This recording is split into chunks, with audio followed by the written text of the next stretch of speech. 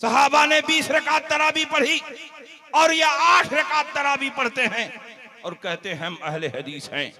सहाबे किराम रिजवानुल्लाह अलैहिम अजमईन के रास्ते पर जो चलेगा वही जन्नती है।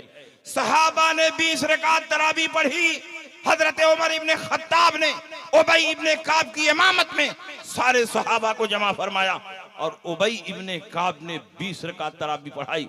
सहाबा में से किसी ने इनकार नहीं किया। सारे सहाबा उनकी इमामत में 20 रकात तरावी पढ़ते रहे। गोया 20 रकात तरावी पर सहाबा का इजमा मुनक्किद हो गया।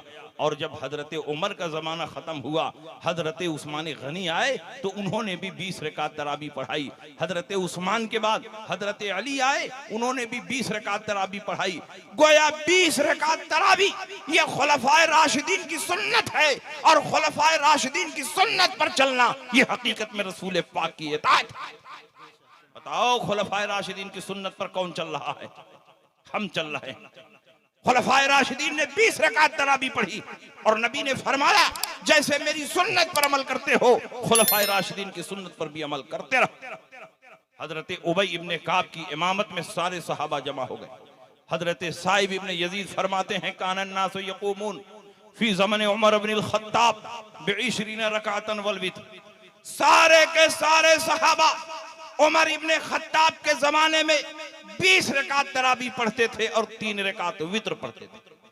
और ज़ैद इब्ने रोमान फरमाते हैं कुन्ना नक़ूमु फी ज़मन उमर इब्न ख़त्ताब। क्या है भाई, सब लोग कहाँ हैं? बैठो, आखिरी तकरीर में यही प्रॉब्लम है।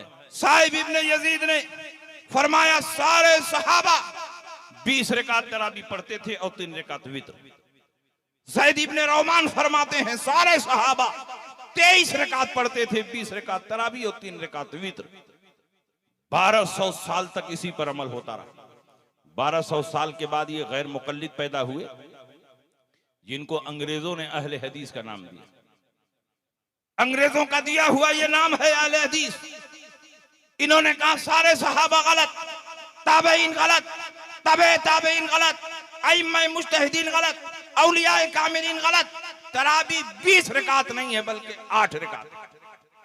इसलिए कि 20 रकात तरावी पढ़ने में इनकी नानी मर रही थी, बड़ी मेहनत लग रही थी। दिन भर रोजा रख के बिजनेस तिजारत के लिए दौड़ भाग करते हैं तो रात को 20 रकात पढ़ेंगे कैसे? तो खुद बदलते नहीं, कुरान को बदल देते हैं। हुए किस दर्जा फकीहान हरम बेतौफीक। कहा तरावी 20 रकात नहीं है बल्कि 8 रकात। और जब कहा गया दलील क्या है तो तहज्जुद वाली रिवायत को तरावी पर फिट कर दिया।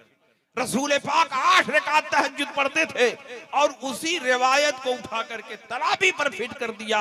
मैं कहता हूं कि जो रिवायत तुम बयान करते हो वो तरावी से मुताल्लिक नहीं है बल्कि तहज्जुद से मुताल्लिक है। इसीलिए इमाम तिरमिजी ने उसको बाबू तरावी में नहीं बल्कि बाबू तहज्जुद में नकल फरमाया है। ये इस बात की दलील है कि तरावी 8 रकात नहीं है बल्कि 20 रकात है।